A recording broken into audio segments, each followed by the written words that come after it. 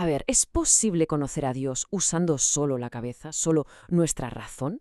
¿O necesitamos algo más? Esta es una de las grandes preguntas de la historia. En el análisis de hoy vamos a sumergirnos en la respuesta que ofrece el Catecismo de la Iglesia Católica y vamos a descubrir un viaje fascinante que une la lógica humana con la revelación divina. El plan de ruta que vamos a seguir es bastante sencillo. Empezaremos con un deseo que, según se nos dice, todos llevamos dentro. A partir de ahí, exploraremos las dos grandes vías para conocer a Dios. Por un lado, la razón y por otro, la revelación. Veremos por qué la primera se queda corta y cómo la segunda funciona como una especie de clase particular que Dios ha ido dando a lo largo de la historia. Vamos a ello. Vale, vayamos al principio de todo. ¿Por qué el ser humano busca a Dios? ¿De dónde sale esa inquietud? La perspectiva que vamos a analizar hoy es muy interesante porque sitúa el origen de esa búsqueda no en el cielo ni en libros antiguos, sino en un lugar mucho más íntimo, el propio corazón humano. La idea de fondo es esta, que el ser humano está, por así decirlo, diseñado para Dios, creado por y para Él. Y esa conexión original es la que nos empuja a buscar sin parar la verdad y la felicidad. Es como si lleváramos una brújula interna que, por mucho ruido y distracciones que haya, siempre apunta hacia ese norte que es a la vez nuestro origen y nuestro destino. Y esta famosísima frase de San Agustín, vamos, lo clava, le pone palabras a esa sensación. Habla de una inquietud, de un anhelo que no se calma con cualquier cosa. No es tanto una pregunta que resolver con la cabeza, ¿verdad? Es más bien un vacío en el corazón, que busca, al final, un lugar donde descansar, donde por fin estar en paz. Muy bien, entonces tenemos ese deseo, esa inquietud. La pregunta lógica es, ¿y ahora qué? ¿Cómo se satisface?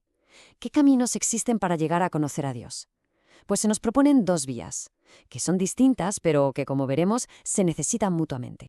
La diferencia aquí es fundamental. Por un lado está la razón. Pensemos en ella como un camino que va hacia arriba. Es decir, nosotros observamos el mundo, pensamos y a partir de ahí intentamos llegar a la conclusión de que tiene que haber un creador. La revelación, en cambio, es un camino hacia abajo. Aquí la iniciativa cambia por completo. Es Dios quien decide darse a conocer, quien baja a nuestro encuentro para mostrarnos cosas que, por mucho que pensáramos, jamás podríamos haber descubierto solos. Si tiramos del hilo de la razón, nos encontramos con dos grandes pistas. La primera la tenemos ahí fuera, a la vista de todos, el orden del universo. Desde la órbita de un planeta hasta la complejidad del ADN, todo parece apuntar a un diseño, a una inteligencia, no al simple azar. La segunda pista la llevamos dentro. Esa vocecilla que llamamos conciencia, esa sed de infinito, esa sensación de que nada de este mundo nos llena del todo. Todo eso parece indicar que somos algo más que materia. Claro, la razón nos puede llevar hasta aquí. Pero, ¿es suficiente? ¿De verdad podemos conocer a Dios en profundidad y sin riesgo a equivocarnos solo con nuestro intelecto? Y es aquí donde la cosa se pone realmente interesante. Esta es, sin duda, la pregunta del millón. Porque, a ver, una cosa es usar la lógica para concluir que existe un arquitecto del universo. Y otra, muy, muy distinta, es saber quién es ese arquitecto, cómo es, qué piensa o qué quiere. Son dos niveles de conocimiento totalmente diferentes. Y aquí está el kit de la cuestión. Nuestra razón no es una herramienta perfecta y pulcra.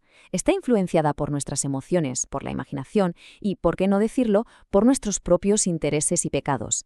La verdad sobre Dios no es una fórmula matemática. A menudo implica cuestionarnos y cambiar. Y, seamos honestos, no siempre estamos por la labor.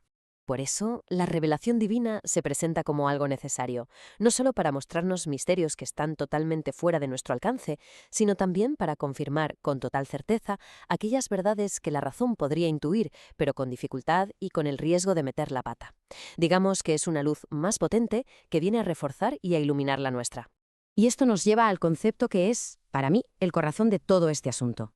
La idea de que la revelación no es un simple volcado de información divina, sino un proceso educativo, un plan de estudios diseñado con un cuidado infinito. El concepto clave es pedagogía divina.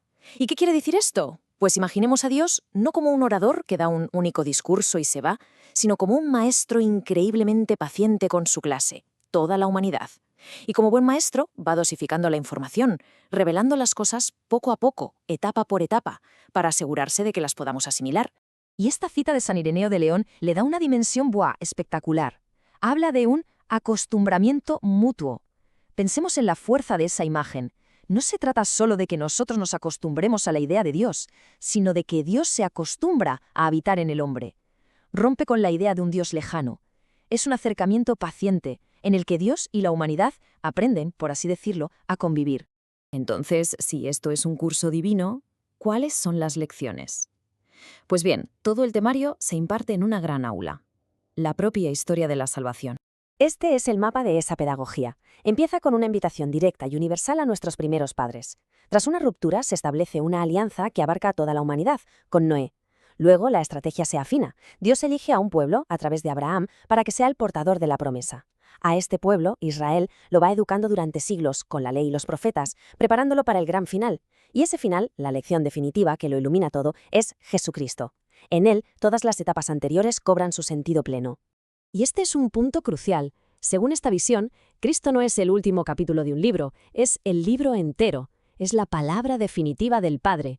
Es como si Dios, después de enviar muchos mensajes y mensajeros, hubiera decidido venir en persona, siendo Él mismo el mensaje completo. Por eso, ya no hay que esperar una segunda parte o una nueva revelación pública. Bien, pues para quedarnos con las ideas principales.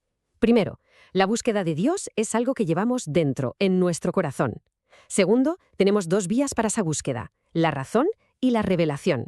Tercero, la razón sola no basta, tiene límites, y por eso es necesaria la revelación. Cuarto, esa revelación ha sido un proceso educativo, una pedagogía divina a lo largo de la historia. Y quinto, ese proceso histórico llega a su cima y encuentra su sentido definitivo en Jesucristo. Y todo esto nos deja con una pregunta final flotando en el aire, ¿no? Si la revelación fuese diálogo, ese increíble acostumbramiento mutuo que llegó a su punto álgido con Cristo, ¿significa que la conversación terminó? ¿O de qué manera continúa ese diálogo hoy? ¿Dónde resuenan sus ecos en nuestro mundo del siglo XXI?